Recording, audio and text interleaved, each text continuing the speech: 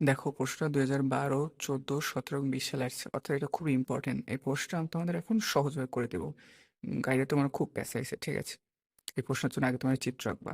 এখন এই চিত্রের মৌখিক ব্যাখ্যাটা মুখে বলে দিই, তুমি খাতায় আমি লিখে নিও, ঠিক আছে? দেখো, এখানে তোমার ঘনকের বাহু দৈর্ঘ্য হলো এ, ঠিক আছে? ঘনকের বাহু দৈর্ঘ্য হলো এ, এবং কেন্দ্র শূন্য হতে ল্যাটিসের আদি বিন্দুগুলো যোগ করছি। এখানে তোমার ল্যাটিসের আদি বিন্দু ছিল, এগুলো আমরা যোগ করছি কেন্দ্র ও হতে, ঠিক আছে? এই এফসিসি ল্যাটিসের জন্য আদি ট্রান্সলেশন ভেক্টর হলো এইটা, এ বি সি।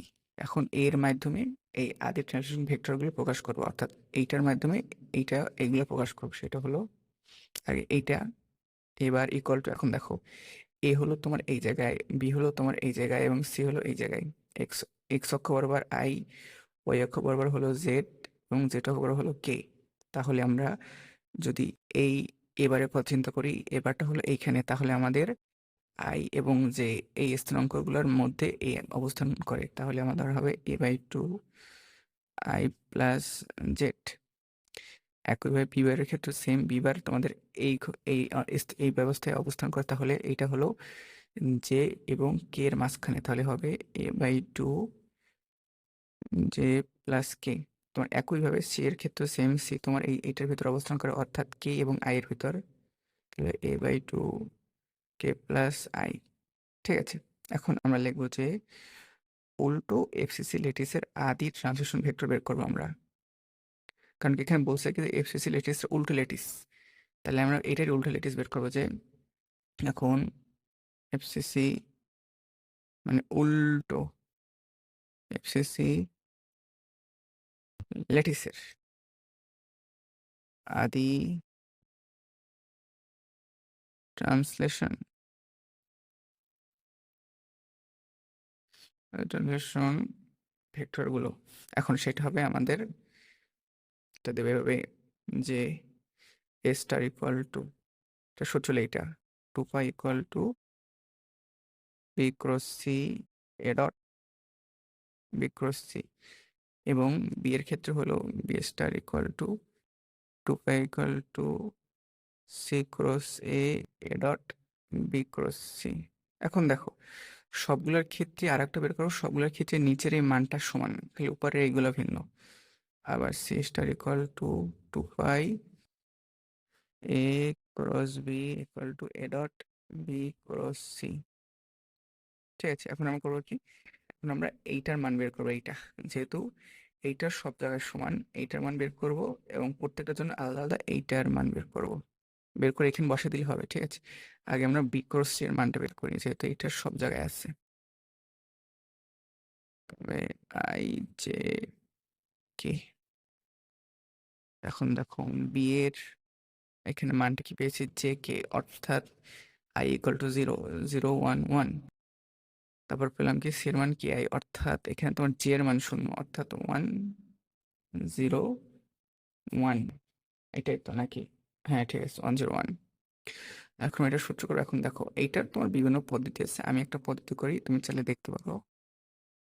আই গেল, তাহলে এখানে হবে 1 মাইনাস 0, আবার সূত্রের মাইনাস, এইটা এটা গেল, তাহলে এখানে হবে 0 মাইনাস 1, তারপর আবার সূত্রের প্লাস, এইটা এটা গেল, তাহলে এখানে হবে 0 মাইনাস 1।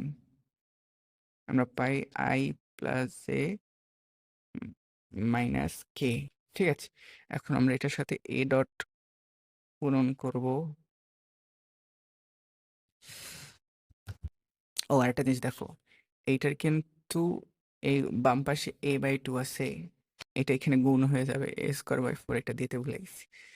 তাহলে এখন এই দুইটা গুণ করলে আমাদের এই জায়গায় আছে a²/4 এবং এর আছে a/2, তাহলে এই দুইটা গুণ হয়ে গেলে হবে a³/8, ঠিক আছে? a³/8। এখন আমাদের এর আলাদা মানগুলো কি, সেটা হলো যে তোমার I J, I plus J dot I plus J minus K, ঠিক আছে?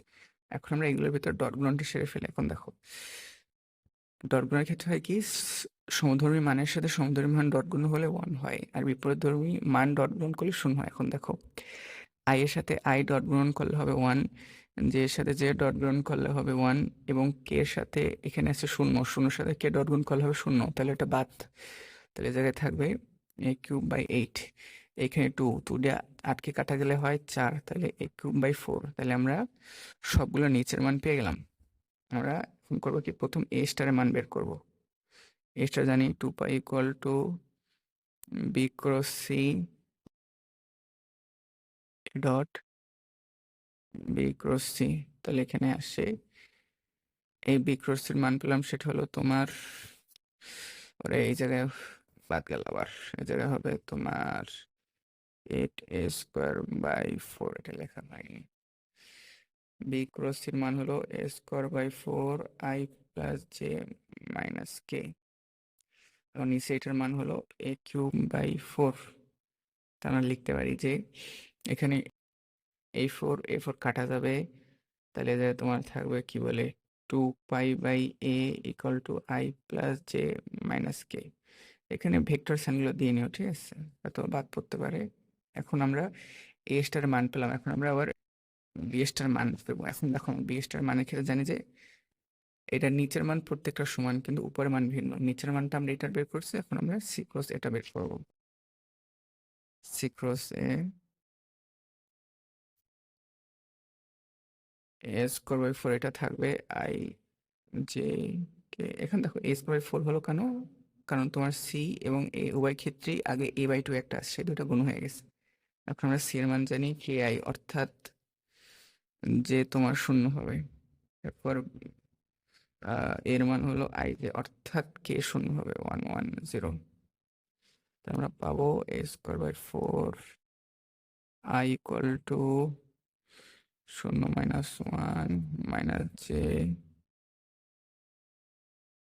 0 - 1 প্লাস k 1 মাইনাস হবে 0 নাকি, দাঁড়াও, হ্যাঁ ঠিক আছে, কে গেলে থাকে 1 - 0।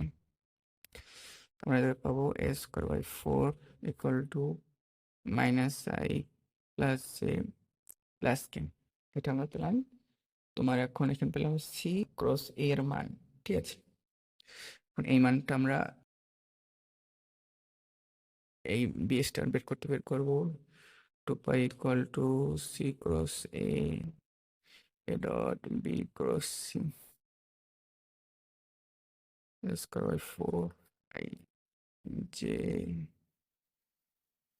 k মাইনাস হবে a³/4, 4 কাটা, তাহলে থাকে 2π/a, যেটা নিচে a³ উপর a² দিয়ে কাটলে নিচে থাকে এটা এখানে এসে যাবে, আর এই জায়গায় থাকবে -i j k।